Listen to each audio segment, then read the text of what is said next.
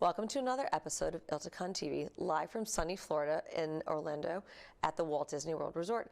I'm very excited to be here, joined by my friend Josh from Aiden, one of our Startup Hub members. Josh, welcome. Thank you, Beth Ann. It's really a pleasure to be here and get to talk to ILTA members. It's such a cool thing to be part of our Startup Hub.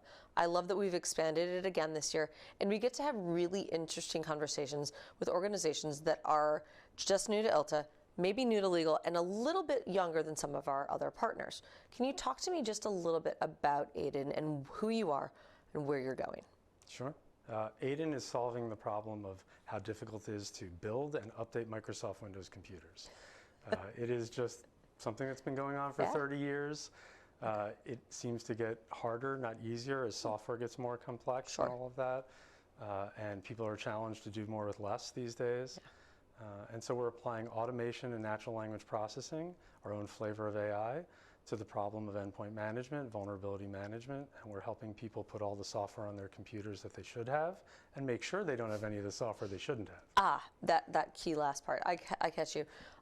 So you're just not putting solitaire on computers. We're not going back that far, are we? We're removing it if we have to. Oh, man, that was like the companies don't want to. That was the best part. I love that you have a very dedicated elevator pitch. Thank you. You made it in language even I can understand. One of the big things that I see on the floor right now is that everyone's talking about Gen AI, ChatGPT. How are you kind of dealing with the commonality of everything that's going on? How are you differentiating yourselves? Well, so first of all, AI is in the name. It's AI for desktops and enterprise networks. That's what Aiden stands for. But we're very clear that it's our own variety of AI. Okay.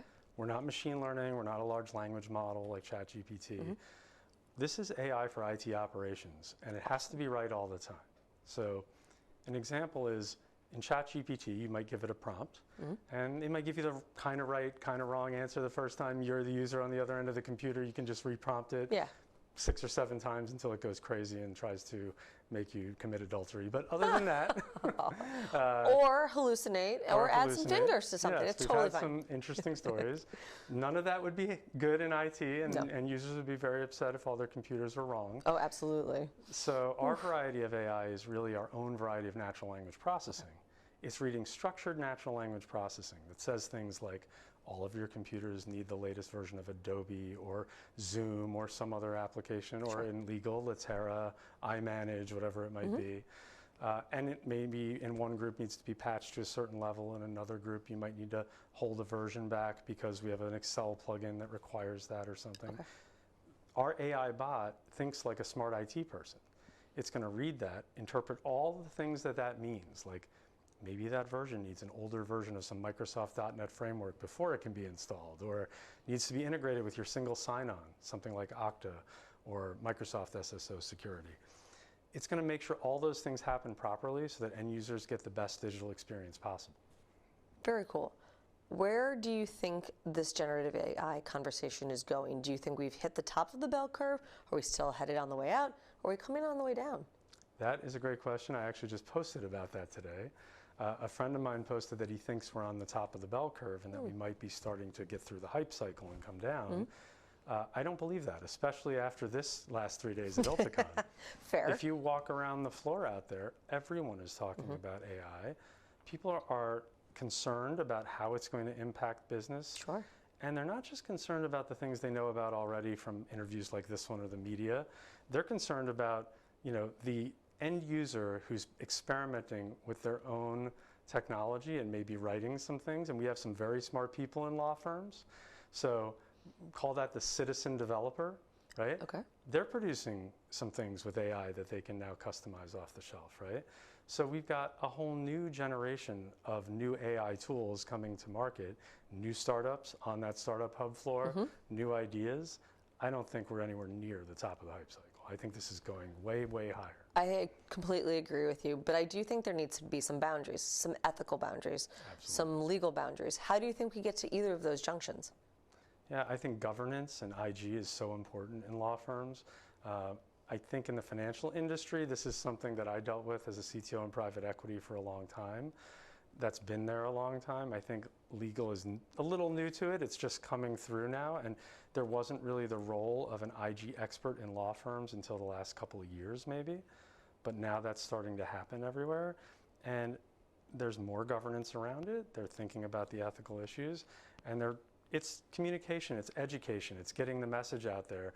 But I think for this to work effectively, you do have to have a dedicated person that is accountable to make sure the whole firm is educated on everything happening and that there's real governance in place looking over these things. Education leads governance, governance leads IT departments. Yes. Where are we going next with Aiden? Very good question. Where we're going next is an interesting place. I like to say we're in our infancy. Okay. I think this scares people a little bit, but effectively what we have is a computer program that is building and maintaining other computers. That conjures up notions of things like Skynet, like what happens if it becomes aware. Just stream of electric sheep later. Keep going. Right. But I think we're a long, long way from that, to be clear. Yeah. What we're conquering next is things like enhanced visibility into vulnerability management. Okay. So right now, Aiden will update all the computers. It will patch them. It will build them perfectly out of the gate. We want to tie into vulnerability databases so that we can actually now, in the next phase, look at things like CVE scores and CVEs and CVSS scores, thresholds about how you may have a vulnerability on a computer, and a CVE is a common vulnerability, right? But is that something that's actually being exploited in the wild? And you need to be able to prioritize. So the CVSS score, and I realize this may be new for a lot of the audience out there. Certainly. That's like an indicator on how important that vulnerability is, how important or how urgent, right, to patch it. And so you'll be able to do things with Aiden like, say, if we have a vulnerability attached to this piece of software and it needs an update, and that vulnerability has a CVSS score over a certain threshold, then by policy, we want that piece of software to be updated, patched, or possibly removed within 84 hours for compliance. That's pretty. The average time to patch out there is quite frightening. Uh-oh. Industry-wide, and I'm not just talking about legal, 102 days is the average time to patch. I'm sorry, how long? 102 days, which is over 3 months. I was just to say that's a quarter. That's a solid quarter. And then critical updates that are known in the news, things like that, it's 30 days. Seriously? So the dwell time is way too long with vulnerabilities still in our Microsoft networks and in all our networks. We need to reduce that. Aiden is reducing that. But if we can start to practice by policy through these plain English policy files and drive it at the specific prioritized vulnerabilities that matter the most, we can bring down the risk profile of the company so much more. The firms will be a lot safer. If my IT director was watching this, he would have just had a heart attack. Straight heart attack. And I think that's probably very indicative of the legal professionals that are here. There are known problems. There are some solutions, but trying to find the best solution for each law firm, varying on size from our very small firms to our G100, G200s, that's a hard sell for a lot of people. There's not one set solution. That is correct. How do you talk to different size firms? Do you offer them based on size, or do you offer them based on the problem they're trying to solve? Well, we're offering our service to everyone. However, I will say that we have tiered pricing like lots of vendors, so we try to make this something that's easy for them to swallow and accommodate. It is a fully managed service. We don't have any limits on what we deliver. So once we sell in, it is an unlimited packaging service, meaning they can come to us with their hardest problems, things they want to automate they never even thought about automating before. We've done things like migrating endpoint detection and response systems from one to another with hyper-automation. Going from, some of your IT managers will know, Cylance to CrowdStrike, for example, or ESET to Carbon Black. They want to shift. In the old days, that would have been McAfee or Symantec antivirus, right? It's the new versions of antivirus. They're very hard to remove for a reason. You don't want to take them off. So we do things to make that process extremely seamless and easy, saving a lot of time and energy, but also getting it right and making sure it's everywhere. And for the smaller firms, they're benefiting from the lessons learned by us working with the larger firms, because Aiden's master repository of all the software, all our intellectual property for how to package or upgrade or migrate every single type of software is continually growing. So every time we bring on a new customer, effectively every customer benefits from the lessons learned of those customers. And The other thing we're doing with security is like a firewall. If we see a 0-day or a problem at a customer in one of their pilot phases or user acceptance testing, we fix it in one place in our common code base. We cascade it to every customer's virtual repository right away, and they have that solution instead of what's happening today, Beth Ann, which is every IT team at every firm is reading about something or finding out about an issue at the same time. And then panicking. And then their IT teams are all working on the same problem. It's a massive waste and duplication of effort. Of course it is. That's awesome.